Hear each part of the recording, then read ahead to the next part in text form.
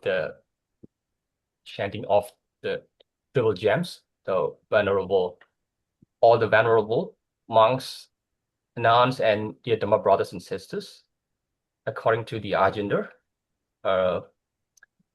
paying homage to the Buddha, Dhamma, Sangha for the 3 times with the Namo Tassa. So is it possible to start? Yeah.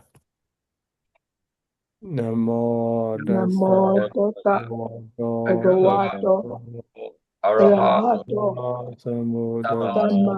Namo Tassa Bhagavato Arahato Samma Sambuddhassa. Sama Namo Tassa Bhagavato Arahato Samma Sambuddhassa. So after the big homage to the triple gems, so please allow me to introduce today's speakers, Venerable Kosalla Law. Am I correct? The pronoun? Yes, that's quite accurate. Yes. So, yeah, Venerable Kosalla. So, it is easier to remember that Venerable Kosalla. So, yeah, who was born in the Kachin state, Myanmar. It's a northern part of Myanmar, and he is ordained as a novice in 2012 in the Kachin state, and received in higher ordination for the Upasambhata in 2019 in Muse, Shan State, the Republic of Myanmar. So he has graduated from the Bachelor of Arts in Buddhism at the Sariputta College, which is located in Muse, Shan State as well, in 2019. And then afterwards, he has to go to study for the Master of Arts in the Buddhist Studies at the University of California, UK, from the PGI-PBS, Postgraduate Institute of the Pali and Buddhist Studies. So it is located in Sri Lanka. He just received the degree of those MA Buddhist Studies in 2021, and then another one for his milestones is that Master of Arts in the Buddhist Ayurvedic counseling from PIBBS as well, from UK, University of California in Sri Lanka in 2023. Wait for a while. Okay. And then, so his next steps, going from Sri Lanka to the Hong Kong. So that Master of Business Counseling is a very well-known and popular nowadays among our monastic members. The University of Hong Kong, HKU, in 2024.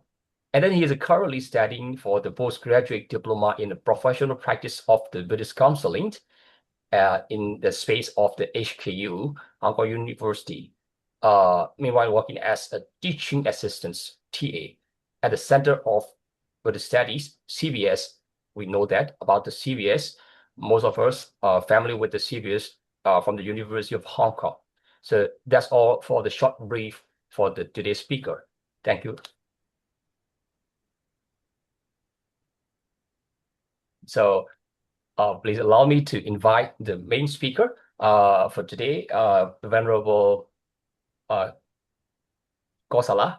Venerable Kosalla, to explain your experience, exposure, what you have learned from the novice life to until now.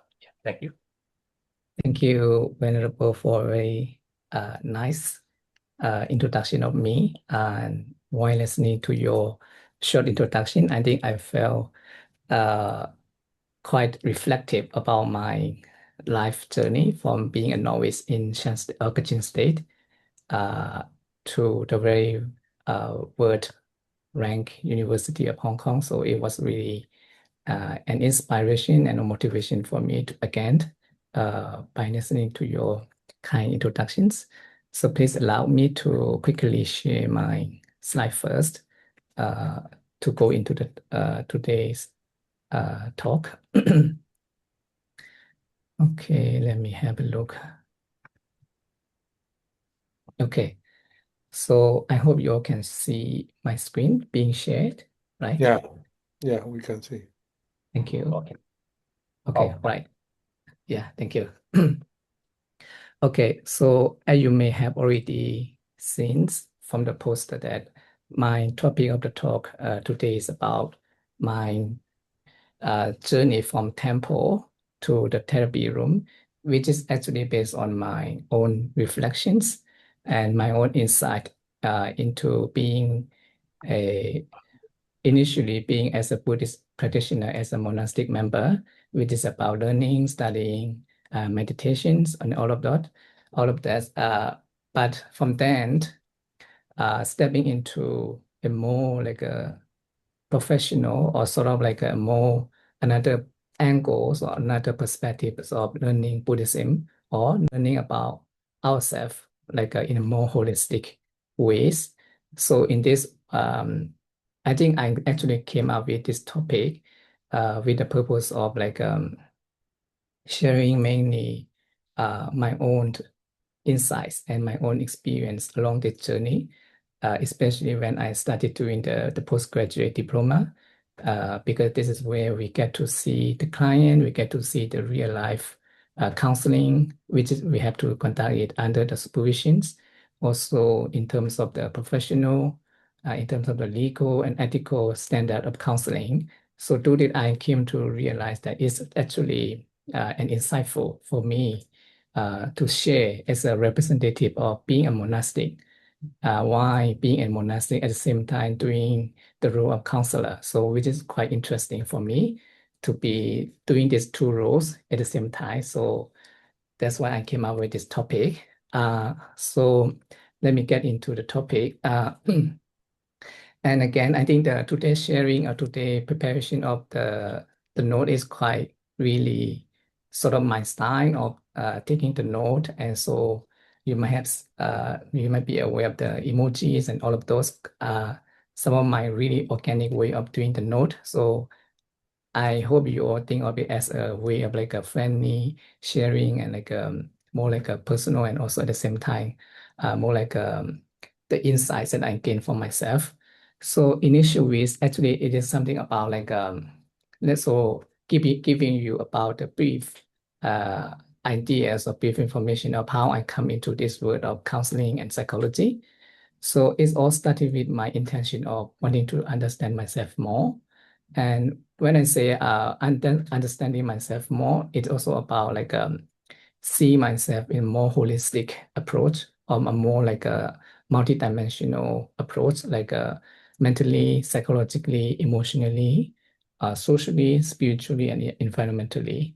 So starting with this intention, again, I also have the intention of understanding my friends and people around me who have some sort of like we might say is like being abnormal. They appear to be abnormal, like they are quite different from what we call normal people. So with this observation in my early years of monastic training, as well as also in my years of like studying abroad and also studying in the local or regional, and I came to have the intention of like why are they acting in this way? Why are they being different from us or from other, which we conceive as being normal?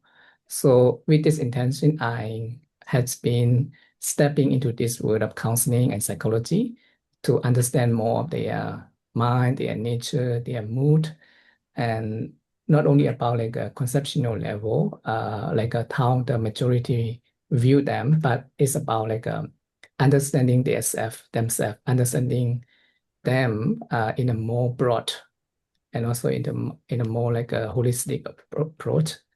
And another intention is also about like delivering our Buddha message, the Buddha teaching, in a more like a diverse and in also a more like a up-to-date uh, way, because like based on the tradition of myself and also some of my friends and also the people around me, I came to know like sometimes they feel stuck or they feel that they are not that capable in providing the support, the assistance to the modern needs of the people. Like, for example, they come to the temple with some kind of like mental issues or some kind of psychological issue. And as a monk, of course, we can provide some guidance, but sometimes we felt that we are missing something. We haven't provided what they really need the most, right? So that also has been my kind of experience that maybe we are missing some key here. Maybe we need to find some connection to connect the dots here. So that's also has been uh, my starting point of stepping into this world of counseling and also the so-called psychology. And so with this, I would frame it as from personal interest to the professional service for the benefit of a more recognized, balanced, and rich in all aspects of a person. So what I meant by this is that what I am sharing tonight, is about my journey of being the person who is really into counseling, who is really into psychology with my personal interest. But then I feel like this is not enough if I'm functioning on based on this solely. So that's why it is also one of the reasons that I have been training under the professional counselor to become the professional service giver to the people who need some kind of mental health. And I think do this way, I believe that it can also provide a more recognized, which means recognized by both in a more in a social recognitions and also in a professional organizations. At the same time, I do believe that it can also offer a more balance mean no, sometimes we may give them what seem to be unnecessary to them. So if we don't really understand the person as a whole, a person, or in a more like a whole perspective of them, then it's really hard to provide them what they need. So balance here mean how can we provide the need, the help, the assistance to them that can really give them the proper treatment and also reach aspect. Okay, so before that, let me quickly share about the role of a monk that I personally perceive that in our times of in our perspective as a monk. So for me, I would consider that the role of the monk in early Buddhism would be we have to be a cultivator, which is quite an organic and original duty or the so-called the work of our monk. Like we are cultivators, so and also at the same time we are preacher, the wanderer, like where we have to walk and travel from one place to another to give the Dhamma, to give the message of the truth to the people who may need help. So I think I actually got inspiration from this, the story of where the Buddha has, after he realized the truth, right? He has been establishing the community of a monk, starting with the five Panchavaki, then growing into a 60 arahants, and then he gave the message and it's sort of like an instruction of how the monk should perform. For example, he said something you may have already been familiar with this passage, so go wandering monks for the benefit and happiness of humanity, out of compassion for the world, for the good benefit and happiness of gods and humans. So I think that by looking at this, when we are fully a cultivated persons, then another sort of like a responsibility or the role of a monk in society is about guiding them, right? Guiding them, showing them the path, showing them what is wrong, what is right, and what should be cultivated. How can we train our mind? So all of those are, in my perception, is about the role of the monk in that time, as well as in this contemporary time also. Uh, but what I also come to realize more, in addition to this, is that about due to our emotional, psychological, and social needs grow increasingly and also diverse and complex. So maybe the role that I introducing today about counseling uh, maybe also helpful in addressing the whole person emotionally, mentally, socially, and environmentally. So this is also one of my focus today on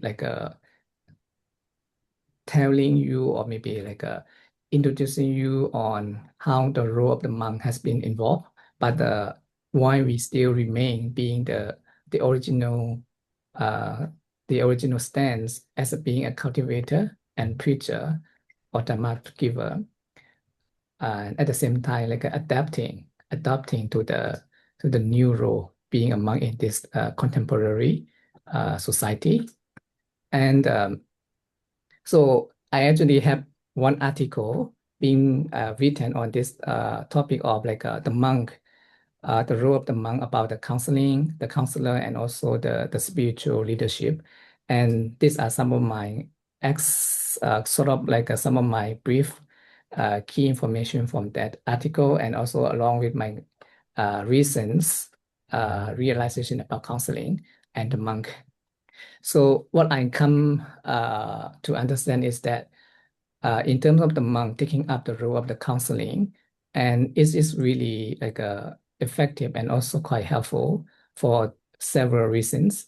And for example, the first one about the long-standing brand, which is about like so the monk as a bhikkhu, we are actually holding a long-standing brand, like which is the brand of like the Buddha, given by the Buddha, right, in the 2,600 years ago. So when you may have a lot of experience, like when people see you, they actually already have a lot of devotion, a lot of respect, and a lot of like impressions without you saying a word, right?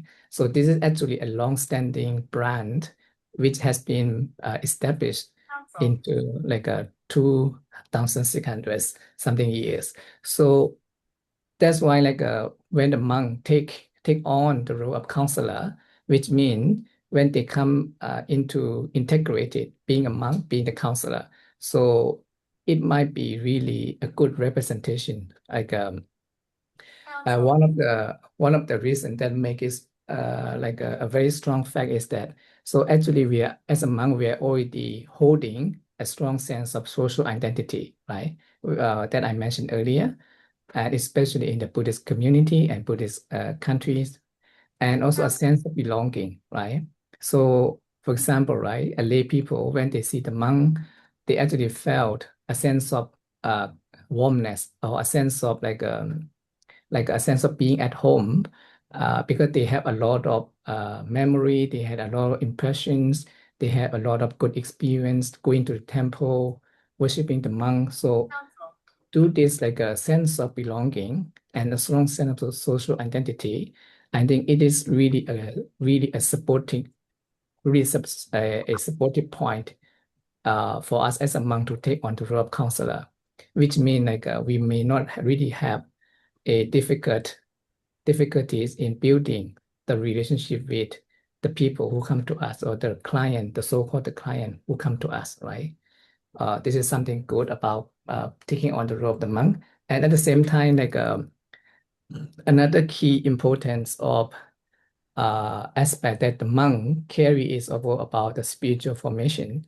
And this is really interesting because some of the students I met here who are coming from psychology background, and they inform me that they have like a kind of a complaint that like they actually coming from background psychological background, but for them it seems that they don't really have much training in the self-caring, because they are only like supposed to give counseling, provide a service to the patient, but after a long time or after several years or months, then they became sort of like emotionally drained or emotionally worn out.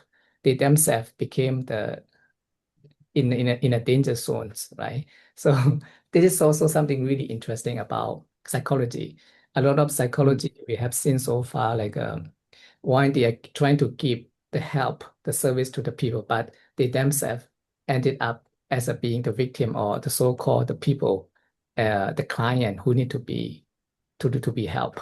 So what one of the uniqueness of the Buddhist counseling is that, or especially as a monastic member, is that we actually have a spiritual formation, which is the foundation of mind training, samadhi, emotional regulations, and all of those. So based on this, is also really supportive when we act on a role of counselor, because you may already have known that, right?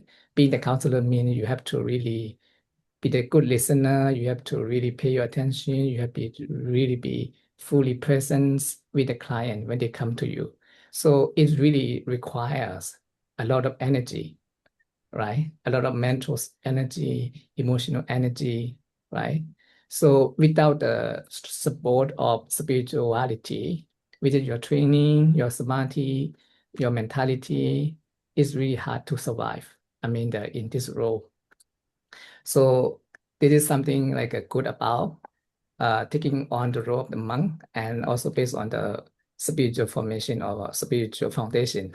So which one, like I have given a keyword here, branding plus the capabilities, which mean like we as a monk are already having a long branding, a long standing branding on this earth, which is like being a Buddhist monk. And with this, it comes with trust, it comes with sattha, faith.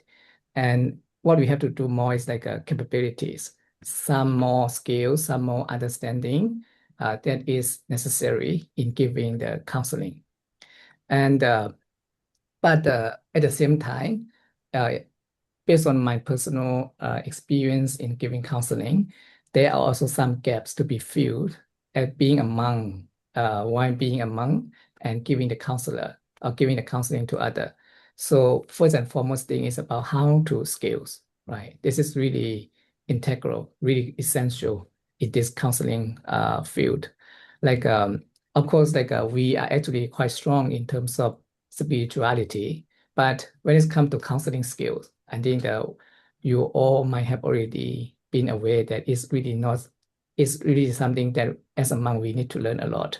And I personally has to learn quite a lot in terms of counseling skills in a more like a holistic approach. For example, like how to address the emotional, mental, psychological, social, environmental dimension of care, because you may have already come approach encounter upon where a monk has to provide the help to the client, but we only end up giving them meditation, right? Sometimes, like whatever issue they might have, and they come to us to help for help, but we only end up giving them Dhamma talk or sometimes letting them meditate, which is really not efficient or not really helpful in a whole perspective. So this is also one gaps that had to be filled for a monk to take on the role of counselor. And based on my reading research previously, like on the Myanmar training in mental health, I have come across different articles like indicating that like we still have quite a very few or quite like not really enough resources in giving the mental health issue in Burma, which is also quite unfortunate. And or even if we have, uh, also there's some case like where the caregiver they don't really have a proper training in mental health, but they themselves trying to help the victims from whatever reason it might be. But later on, they become emotionally draining, and uh, they themselves uh, started to have some symptom like anxiety, chronic fatigue, and insomnia, like where they cannot sleep properly. So without having a proper training in counseling or mental health care, I think it is something really tricky, right?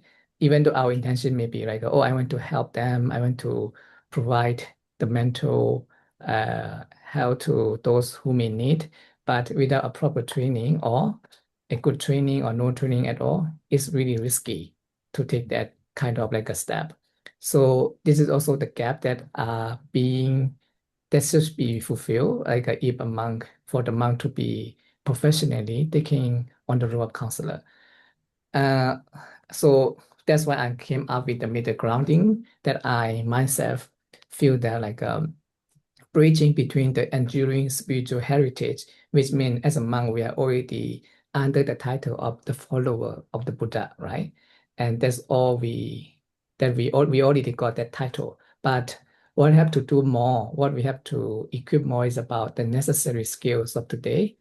So like especially like that I have mentioned earlier about emotional, mental, psychological, social, and emotional dimension of care in terms of the professional counselor. So do it, we can expect to get the outcomes that are more balanced, sustainable, and also deeply transformative. So what I'm saying here is about the long-term planning for a monk to provide a mental health care and also in terms of the professional counseling service. And so this is not the end yet. Like if we are really taking on to the role of counselor in form of the monk, there are some certain issues or certain difficulty that should be tackled. For example, what I myself have experienced in this journey so far is about the social and traditional barriers. How is this that? Because the, for example, the client side, they may feel that when they come to counseling, and they are quite really afraid of being judged as someone who are abnormal or like who is quite not really like a in terms of like a normality normalcy. They are not that normalized into receiving the counseling service because of the taboo. Like we still think of it as something not normal. So I think that this is also some quite some issue that I have came across in this journey so far. And in terms of the counselor side, like I mean the from viewing it on the counselor side from the client side, they might say that uh, especially if we are taking the robe, I mean in the form of the robe being a monk, they may still have some doubt on our skill as a counselor. Sometimes they may still questioning like are they really capable? Uh, is it like really that a monk is giving the counseling? So this is also some kind of like a barrier that has to be fulfilled. I mean that, but it is really understandable that the people might feel in this way because it is very new for them to see the monk performing the counseling service in the counseling room, right? So based on my experience, this is something that we also need to address. But I know like through time, through the duration of time and thing, I think that it might get better. But for now, it is also still one of the challenge that we need to think about because for them they only see the monk as the refuge as a spiritual figures, someone who should be respected, someone who should be worshipped or as an object of religions. So that kind of belief or that kind of stereotyping schema is still there in the people, especially in the people who are coming from the Buddhist background. So this is also one of the hardship that I have faced in my doing counseling. And another one is about, for example, the social and cultural barrier. For example, this is also a good example that I have come across. For example, when people say that they have depressions, and instantly we might have a bad impression of them. Oh, he is really having a depression because the depression for us is really a quite a huge thing. Like they're having some kind of mental disorder, they are not normal, they are this and they are that. But in terms of like if we can skillfully uh, kind of like address the issue in a more light way. For example, let's say my heart is tired, which is more like an acceptable term without directly having to say that, oh, he or she is suffering from depression. And this is like a more like in a culturally protective linguistic bridge approach, which means like because in a country like Burma or underdeveloped country, we are not that really familiar with the term depression, or we are not that really open to this kind of thing, right? Because we may have a lot of judgment when people say that, oh, I have depression, I have this and that.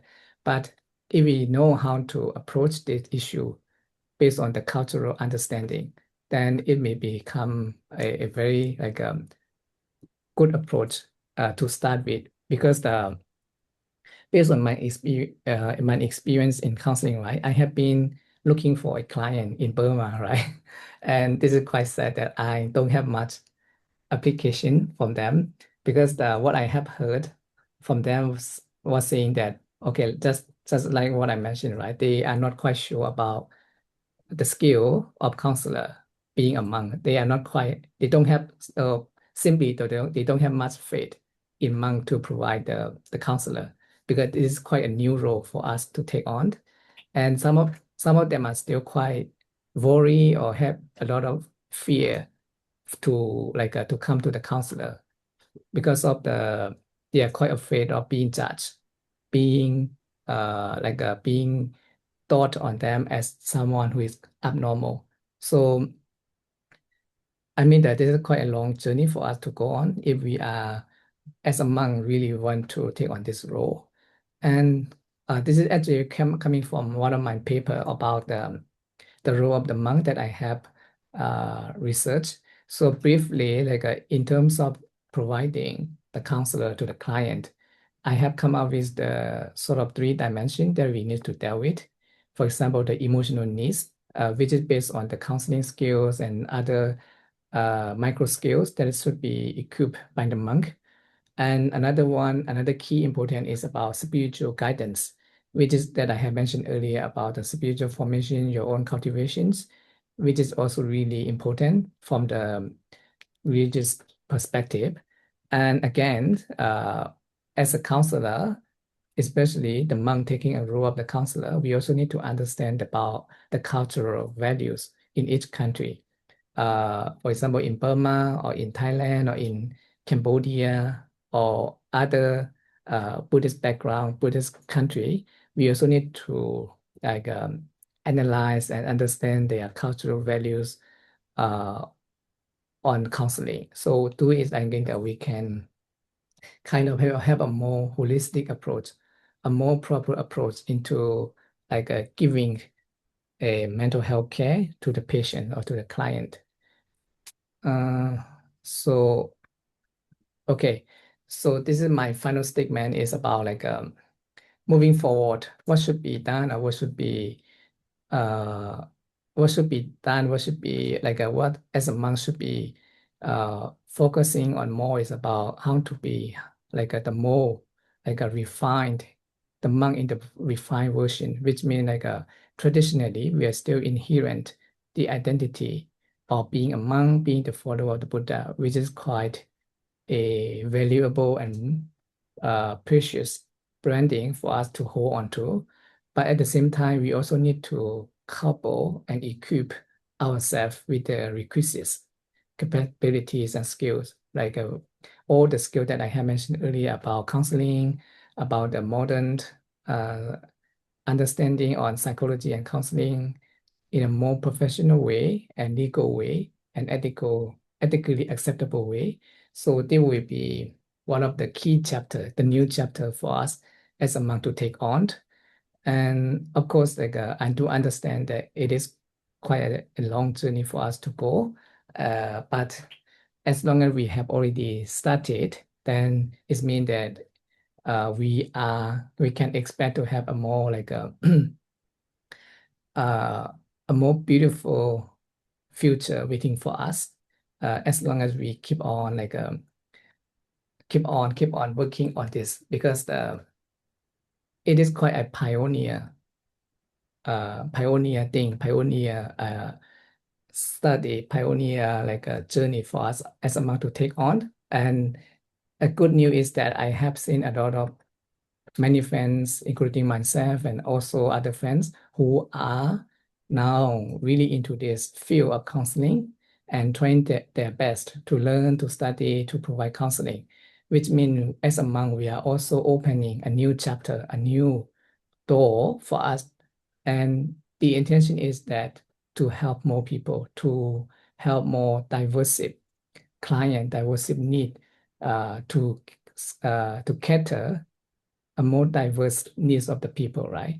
As we all know, the needs are growing day by day, and a more complex and diverse needs are increasing day by day. So as a monk, it is really a wonderful, and also it's really and inspiring to see many monks are trying their hard, trying their best to equip the skill and study in order to provide more help and more assistance and more support to the people. So with that, I'm really quite motivated personally.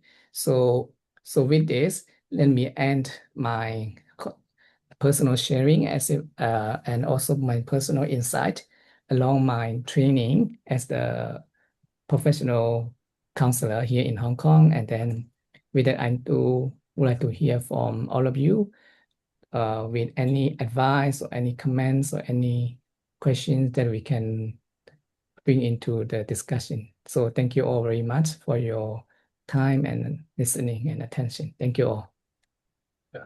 So thank you very much for today. The speakers, Venerable Kosalla, being presented for the from the temple to the therapy room for the main topic today. And before I'm going to open the free floor for the question and answer sections. What I have understood about what you shared today, for this holistic way and your own insight, and then going to your journey, and this real life is the counselings. So being as a monk, especially for the Theravada monk, what I understand, and the professional, based on the professional and ethical way, and you have shared the three facts for the initial wish, and from personal interest to the professional services in the real way, and the main important part is the role of monk. So in this part is the two categories for the early Buddhisms and the contemporary. So during this year, during a decade, within the 10 years, so we have been improved for our Buddhist counselings, especially for the Buddhist monks. And then monks and counselings, which is possibilities for the Buddhist monks. So why long-standing brand and spiritual formation you have mentioned, and what you have discussed, and the gaps to be filled, and the middle grounding. In this way, the efficient and not sustainable. So yes, I have a questions after our question and answer sections, and yeah, another the perspective for the sides for the from the client and counselor as a monk. And so you have mentioned about the depressions. So depression with how to keep define or interpret with the linguistic approach, the holistic approach within three facts. So yeah, yes, that's why to be continued for the moving forward. What I understand, you have mentioned within a very limited time. So it is now time to free open for the question and answer section for any visitors who join tonight for this our education talk. Thank you. Should I close my sharing first? Or I Yeah, better? yeah. Okay. Yes, please. Stop. Okay. Thank you. Knowledge Dana Samaji.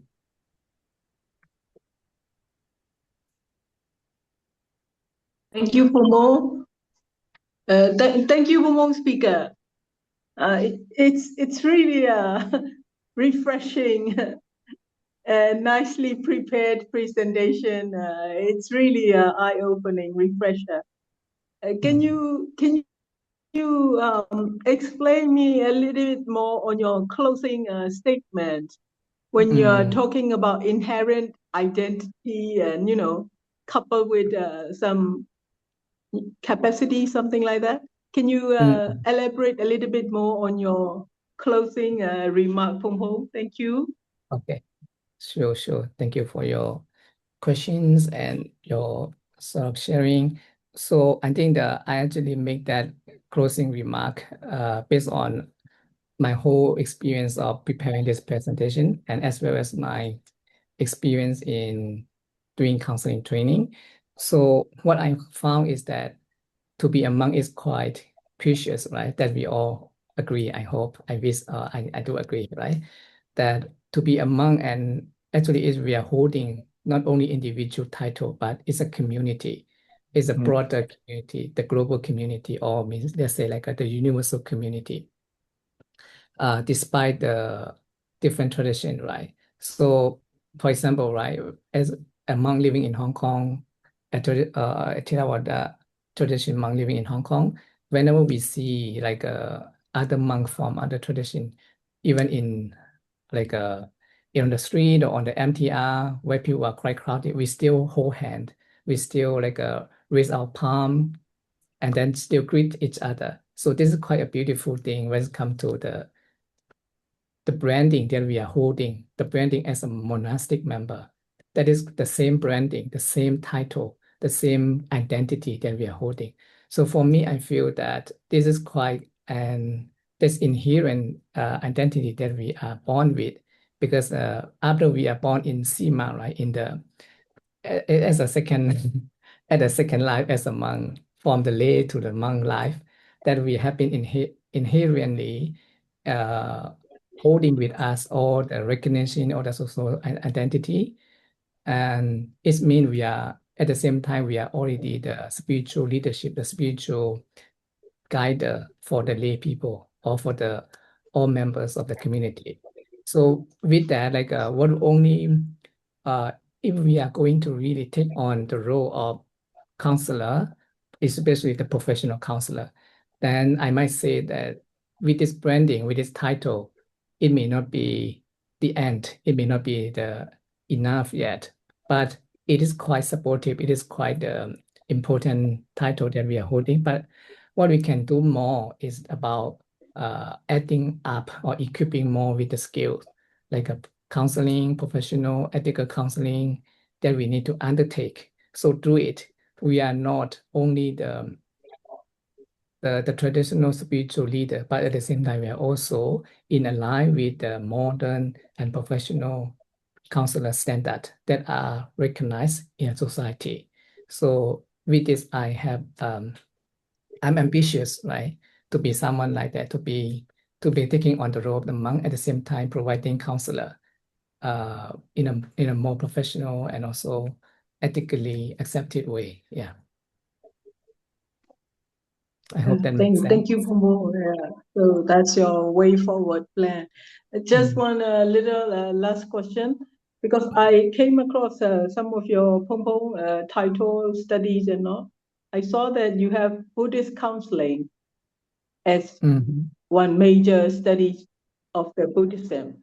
And now that you're talking about psychological counseling and to become a professional counselor, so are there any ways to bridge, or is it a good that when you have this Buddhist counseling, then you go for modern professional counseling, or where do you start and where do you go? When you say you have quite a number of gaps to bridge. Yeah. I mean, actually, this is quite new. This is quite a new topic and new subject that is still growing. For example, the subject that I'm doing, right, the postgraduate in professional counselor is still started in my year, which means like I'm actually the first batch in terms of the international program to be doing this program in like in terms of the English medium. So which means that there's a way that you can actually go for like a and for example, in this program, we not only have to equip ourselves with the counseling, but also the necessary foundational psychology knowledge that we need to address. For example, to say a few things like psychopathology, social psychology, and all of those skills are also come in handy, come to play a part in this program. So do it like we can bridge and we can connect with more to equip ourselves more in a more like a acceptable and also a more wider perspective of providing the mental health care. Yeah.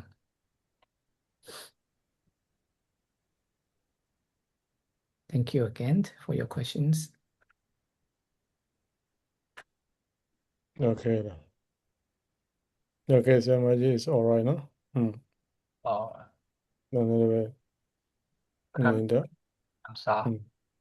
Thank you, Pomo. Good luck to you and your studies. And thank you, Hummer. Thank you all. Thank you. You're welcome. So the time for the counseling. Yes. Hello. Good evening, Professor. I think you can recognize my name, or you can recognize my voice, because we used to study together, right? Since we study BA, and we are old Yes. friends. Okay, Very and I'm happy. very glad I'm very glad to see you again. And I'm very proud of you that you became a newly professional counselor. Still in my training. Yeah. Oh, straight in your training. Okay. And I'm very glad to see you here today. And your presentation on the counseling is wonderful. So it make me really interested in counseling, right? I'm not just praising you here. I'm saying the truth. So without wasting the time, let me jump to my question. So I just have one simple question for you. So in your presentation, right, you just talking as right from the counselor perspective, how to give the counseling to the other clients, right? But for us, it is as you have said, it is very hard to find a counselor in Myanmar. Right now, currently, I'm living in Myanmar. So, as a non-counselor, how do we give counseling to ourselves? So, can you give some tip? Thank you. Okay, I think okay, again, happy to see you and thank you for your participation. I mean I believe that like as being a monk, being a monastic member, as I mentioned right earlier, like our role is to be a cultivator, right? Like from the beginning of the Buddha Sasana, we all are the follower of the Buddha, which means we all are the one who really wanted to cultivate a mental and also our emotional cultivations based on the Buddha teaching. And actually, but the only maybe like the term that we are holding, like a counseling, is also another way of, let's say, cultivating oneself, or another way of saying that we are trying to transform, or we are trying to team our mind, team our personality. This is also another perspective of understanding counseling oneself. Because, for example, in one of our program in Hong Kong U, we do have one final task that where we have to act like to perform as the counselor at the same time to the client. We have to do two roles. I myself being the client and I myself being the counselor. For me, what I did was, of course, we do have like a two session. One is about self analysis. For example, you bring out about your suffering, what suffering you are currently experiencing. So do it. You explore. You're trying to understand your suffering. And another key important is what we call it the spiritual oasis, which mean about how we can cultivate a calm mind, a peace mind, a higher mental state mind. Because when our mind is upgraded, then we can view our suffering in a more holistic way. So which means when it comes to counseling oneself, I myself might say there are 2 points, which is about analyzing your suffering, understanding your suffering, what is your suffering, trying to be friend with it, trying to recognize with it. And then you need the support of spiritual training, which is, could be any chanting, could be meditation, could be the also what we have here is also quite a number of things like a tea meditation, walking meditation, mindful breathing, loving kindness meditation. So whatever spiritual oasis that may suitable for you, then you choose one and then trying to do it. So suffering analysis and then spiritual formation together. Do it, we can heal ourselves. Yeah. So and another the most important thing is that we put it into an action, right? if we are cognitively understand, that would be not enough. Then we have to understand at the same time, put it into action. And for myself, I did it for like the whole month.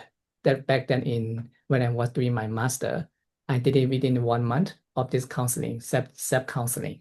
So I found it's quite really fruitful. I became more understanding of myself. And when you became understanding of yourself and your suffering, then you started to understand other people more. And you feel like you became more kinder. You became more understanding toward the other because we all share the same suffering, right? So then we cannot harm other. We don't want to harm other because we really truly understand our own suffering, right? So it is really the transformative journey for me. So I would encourage you to do the same, going back to yourself, analyze yourself, study yourself, and then you can get a more better resource for sure. Yeah. Thank you for your question again. Yes, thank you for your great answer, my friend.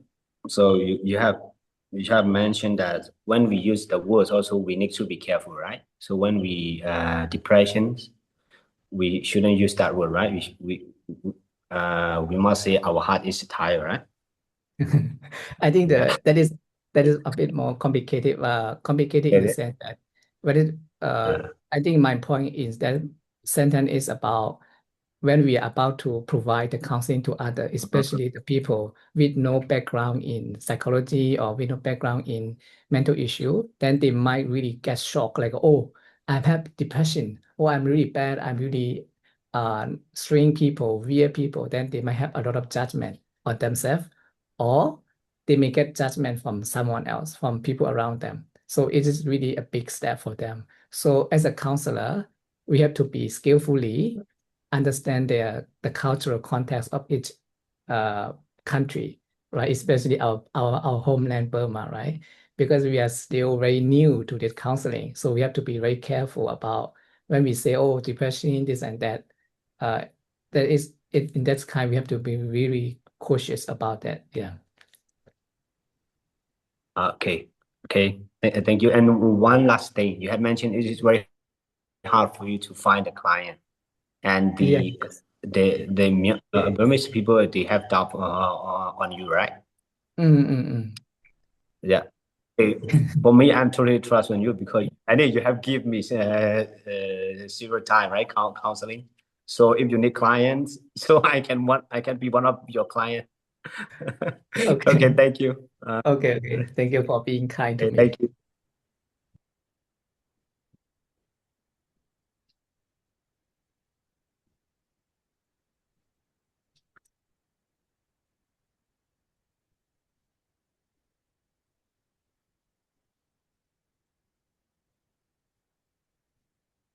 Okay. Hello. Benedebe Sadi. Hello. Thank you, Pandey Benedict Kosalla, for your assurance. I want to know the counseling after you study in Hong Kong, when you came to Myanmar, that's knowledge and that's the counseling education we can stand in the Myanmar and the Myanmar tradition, Myanmar background. We can stand how to say that we can establish how to say the counseling center like the Poma.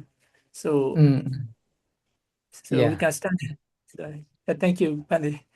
Thank you again. I mean that is really kind of you to ask this question. I mean that of course, like as being a people who was born and raised in Burma, of course still have the wish. I really have the wish to go back to our country, to our homeland, and then provide the necessary help that we can.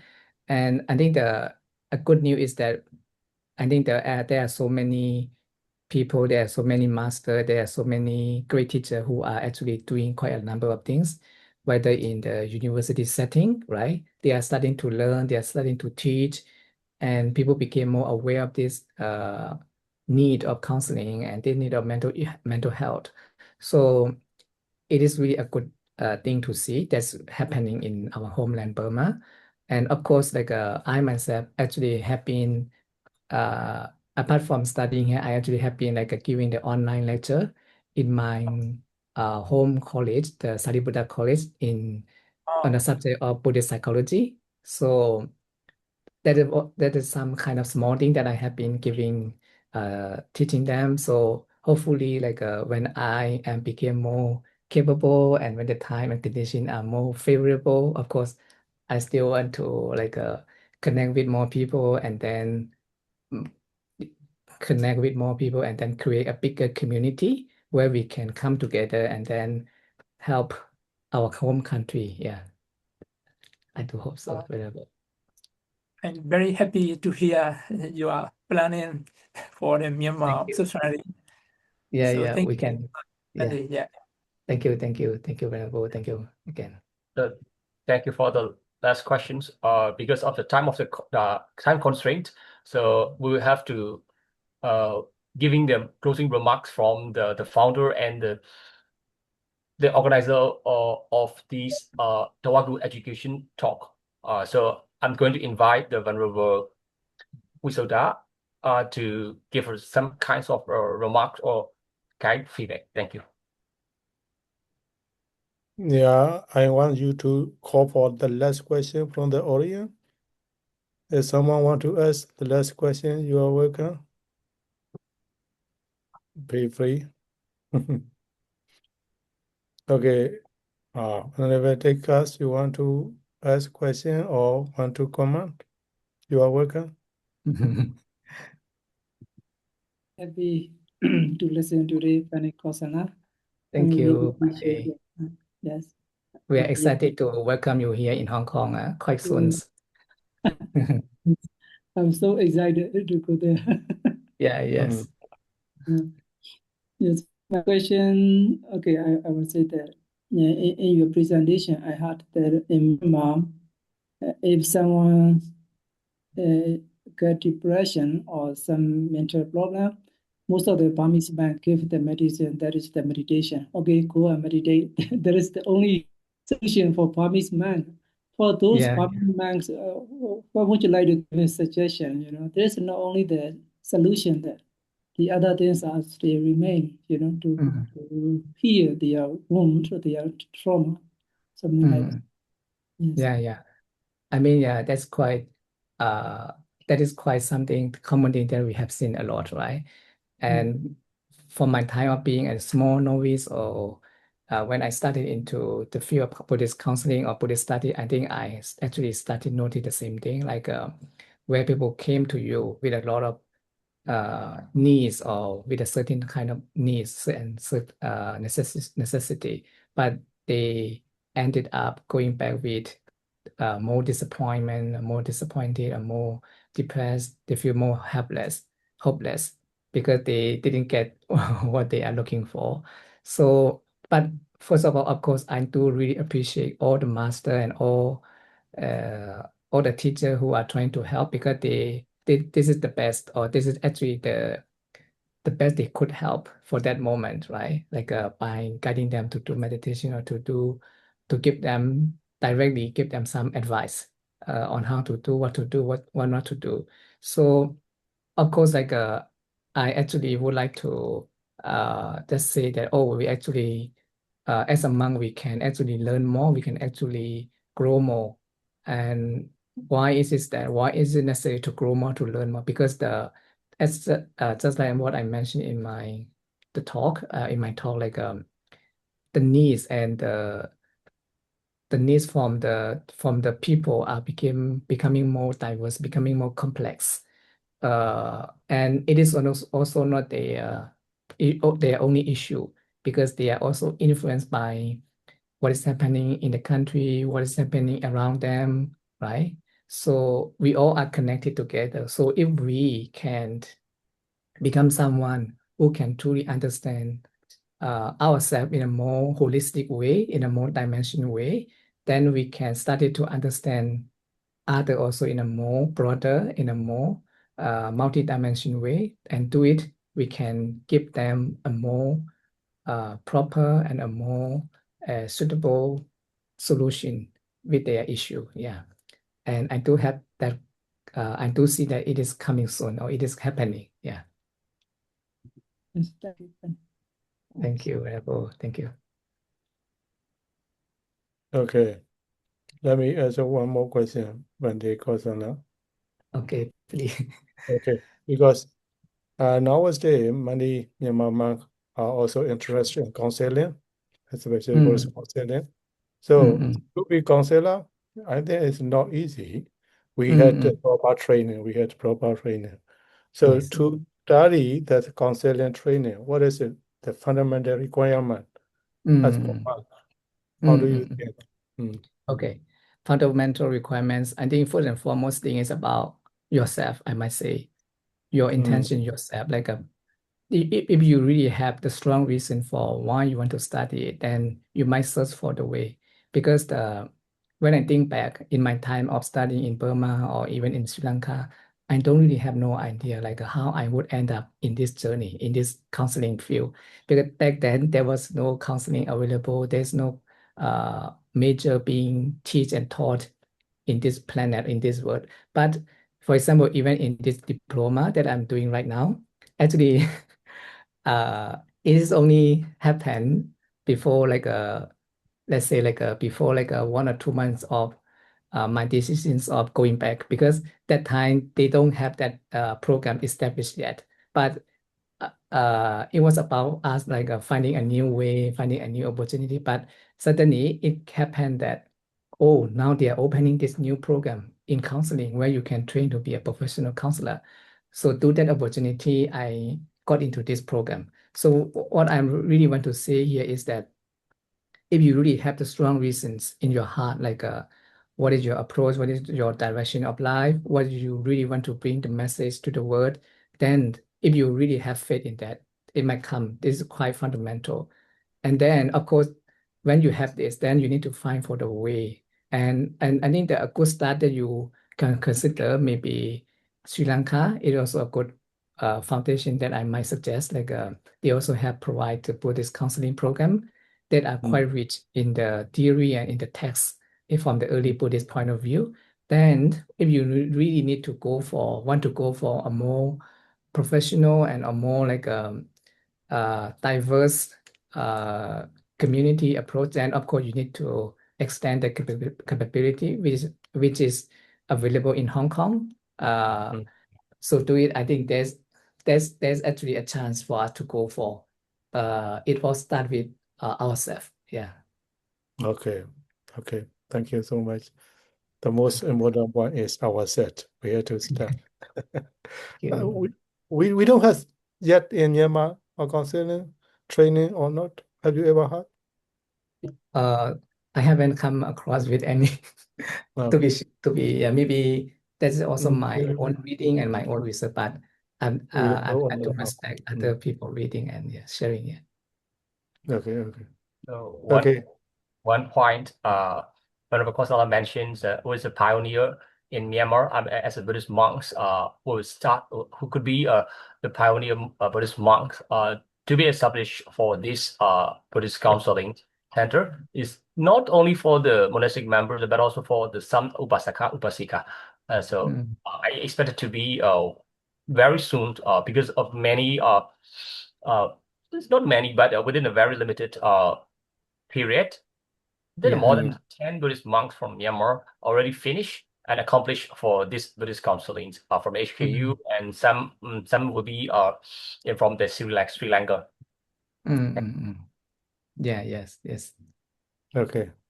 Okay, thank you very much, Venerable Kosana. Very happy to hear from your presentation. We got a lot of inspiration. I also myself recognize that we are belong to long-standing brand.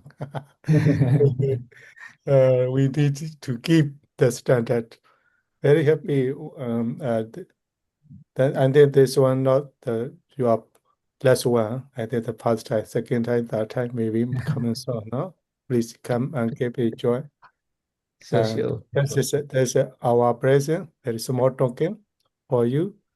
Thank you very much, Venerable. Hopefully, see you again soon. No? Thank you, Venerable. I would love to come more and share and discuss more on this topic with every one of you here in the future. Yeah, thank you very much. for coming and for joining and for the opportunity.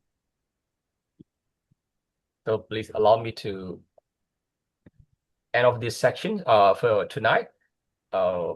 Together with the Buddha Sadanam Jiran Dictature the 3 times as usual. Ready? Buddha Sasanam Sadanam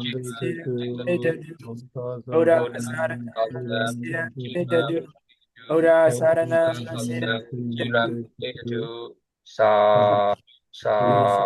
Sadhu. Okay, thank you so much. I Thank stop you.